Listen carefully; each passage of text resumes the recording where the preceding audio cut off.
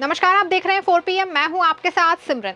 देश के अंदर सियासी माहौल गर्म है क्योंकि देश में इस समय चुनावी मौसम चल रहा है। महाराष्ट्र झारखंड में मतदान हो चुका है और एक दिन बाद यानी कि 23 नवंबर को नतीजे आने हैं। ऐसे में इन दोनों राज्यों में निगाहें टिकी हैं चुनावी नतीजों पर।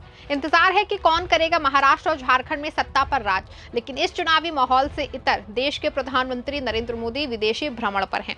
प्रधानमंत्री जी अपने देश से दूर गुयाना में हैं। मोदी जी चुनावों के बीच में ही विदेश चले गए। अब चुनाव पूरे हो गए हैं और इंतजार नतीजों का है, लेकिन प्रधानमंत्री जी विदेश में हैं। वैसे भी ये किसी से छिपा नहीं है कि मोदी जी को विदेश घूमने का कितना शौक है।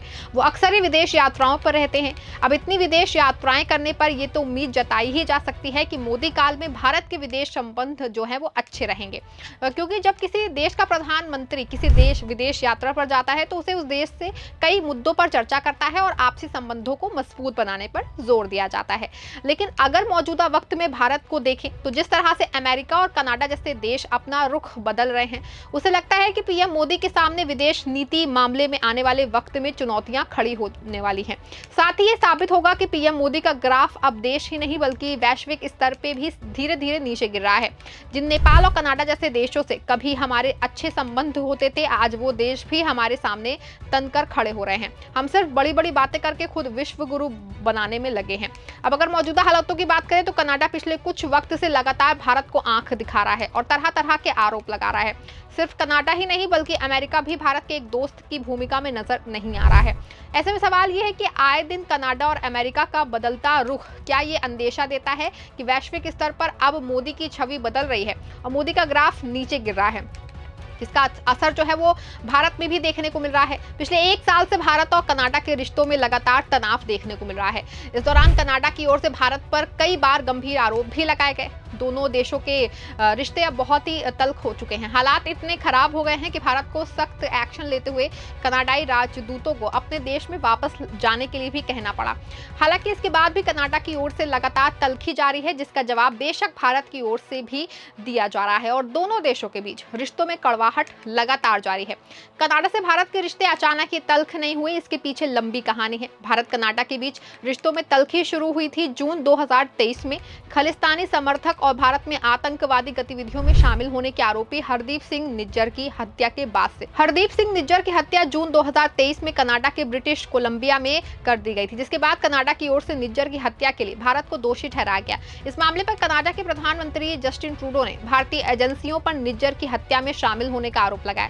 कनाडाई प्रधानमंत्री के इस बयान से भारत नाराज हुआ और उसने आरोपों को बेबुनियादी बताया। इसके बाद से ही भारत कनाडा के रिश्तों में तनाव बढ़ने लगा और दोनों देशों के बीच तल्खियां पैदा होने लगी। भारत ने कनाडा द्वारा लगाए गए निज्जर की हत्या के आरोपों को सिरे से खारिज कर दिया था। भारत ने कहा था कि कनाडा ने अपना यहां खालिस्तानी गतिविधियों पर लगाम लगाने में असफलता दिखाई है। मामले ने फिर तूल उस समय पकड़ा जब अमेरिका के एक प्रमुख अखबार की रिपोर्ट में दावा किया गया कि कनाडा के पास भारतीय अधिकारियों को आपराधिक गतिविधियों से जोड़ने वाले सबूत हैं।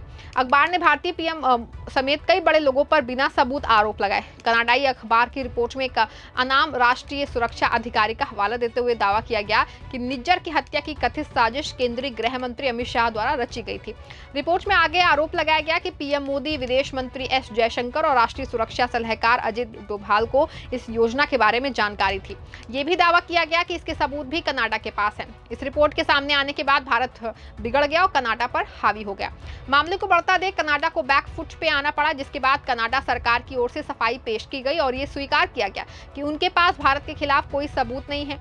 कनाडा सरकार ने सफाई दी कि उनके पास कोई सबूत नहीं है जो भारतीय अधिकारियों को सीधे तौर पर इस मामले में दोषी ठहराते हों।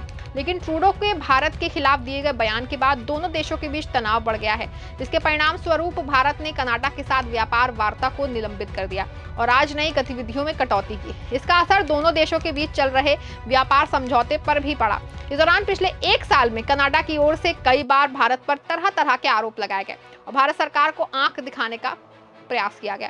कनाडा की ओर से कहा गया कि हरदीप सिंह निज्जर की हत्या मामले की जांच में सरकार जो है वो भारत सरकार सहयोग नहीं कर रही है। कनाडाई रॉयल कैनेडियन माउंटेड पुलिस ने कहा कि कनाडा में हो रही हिंसा में बड़े पैमाने पर भारत की भूमिका है। कनाडा ने यह भी कहा कि भारत सरकार के सीनियर मंत्री ने कनाडाई नागरिकों को धमकी देने का या हत्या करने की मंजूरी दी। यही नहीं, कनाडा ने आरोप लगाया कि भारत के गृह मंत्री अमित शाह ने ऑर्डर दिए थे कि कनाडा में सिख अलगाववादियों के खिलाफ अभियान चलाया जाए। कनाडा ने भारत पर साइबर तकनीक के जरिए खालिस्तानियों पर नजर रखने का भी आरोप लगाया। यही नहीं, कनाडा के संचार सुरक्षा प्रतिष्ठान के प्रमुख कैरोलिन जेवियर ने आरोप लगाया था कि भारत कनाडा पर बड़ा साइबर अटैक कर सकता है। साथ ही कनाडा सरकार की वेबसाइट को निशाना बनाए जाने की बात भी कही गई थी।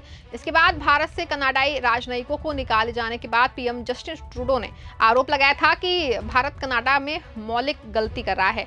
राजनयिक विवाद पर ट्रूडो ने कहा कि भारत सरकार ने उनकी अपील को न मानकर समस्या से निपटने की कोशिशों को भी ठुकरा दिया। कहीं न कहीं पिछले 1 साल से कनाडा हम पर लगातार अनर्गल आरोप लगा रहा है और हमें डराने व धमकाने का काम भी कर रहा है।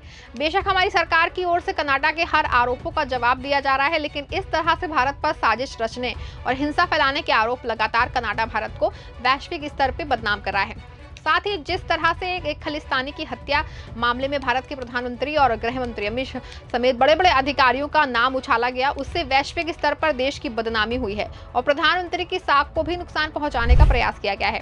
ऐसे में सवाल है कि आखिर पीएम मोदी आए दिन विदेश यात्राओं पर रहते हैं, लेकिन फिर भी विदेश नीति के मामले में हम आए दिन पिछड़ते क्यों जा रहे हैं? हमारे देश से संबंध मजबूत होने की बजाय और बिगड़ते जा रहे हैं। सिर्फ किसी राष्ट्राध्यक्ष के पीएम से हाथ मिलाने मात्र से ही थोड़े ना हम वैश्विक शक्ति बन जाएंगे। अगर कनाडा जैसे देश भी हमें आंख दिखा रहे हैं और हम पर आए दिन तरह तरह के आरोप लगा रहे हैं, तो इससे वैश्विक स्तर पर हमारी छवि को नुकसान पहुंचता है और देश का नाम खराब होता है।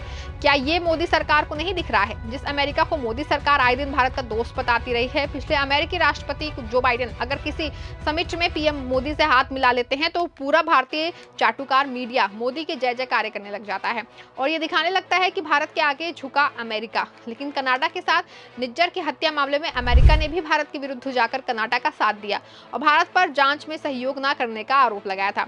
उस समय अमेरिका ने भी ये कहा था कि भारत पर आरोप जो है गंभीर है, उसे जांच में सहयोग देना चाहिए, लेकिन उसने जांच में सहयोग देने की बजाय अलग रास्ता चुना। जिस अमेरिका को मोदी जी अपना दोस्त समझते रहे, उसी अमेरिका ने जिस वक्त भारत को सपोर्ट की जरूरत थी तब सपोर्ट नहीं किया। यही नहीं, रूस और भारत के अच्छे संबंधों पर भी अमेरिका ने टिप्पणी की थी और भारत को धमकाने का प्रयास किया था। तो वो ही हाल ही में ट्रंप के राष्ट्रपति चुनाव में जीत हासिल करने के बाद अमेरिका की ओर से अडानी को लेकर एक बम फोड़ा गया। अमेरिकी कंपनी द्वारा गौतम अडानी की कंपनी पर धोखाधड़ी और रिश्वत देने का आरोप लगाते हुए गौतम अडानी के खिलाफ अरेस्ट वारंट जारी किया गया।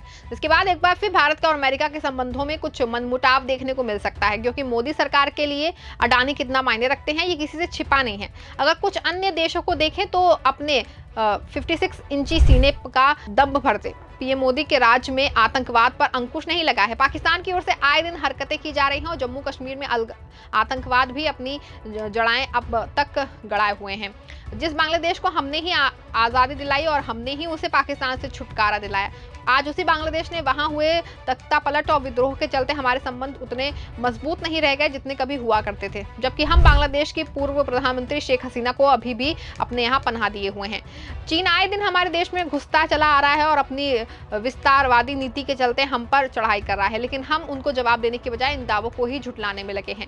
बायकॉट चाइना का नारा देने वाली मोदी सरकार में ही चीन से आयात में लगातार बढ़ोतरी हो रही है, जबकि चीन अभी भी हमारे सामानों पर भरोसा नहीं कर रहा है। जो नेपाल वैश्विक स्तर पर भारत के आगे कहीं टिकता भी नहीं है, उस नेपाल के साथ पिछले कुछ वक्त से रिश्तों में लगातार उठापटक जारी है। नेपाल कभी अपने नक्शे में हमारे क्षेत्र को अपना बताता है तो कभी हम पर भी उंगली उठाता है। नेपाल के साथ संबंध एक नाजुक चुनौती पेश करते हैं। नेपाल में चीन की मजबूत राजनीतिक पकड़ है और माना जाता है कि काठमांडू में सरकार, जिसमें पूर्व प्रधानमंत्री केपी शर्मा ओली एवं एक महत्वपूर्ण प्लेयर हैं, भारत के खिलाफ बीजिंग कार्ड का इस्तेमाल करने की कोशिश कर रहे हैं।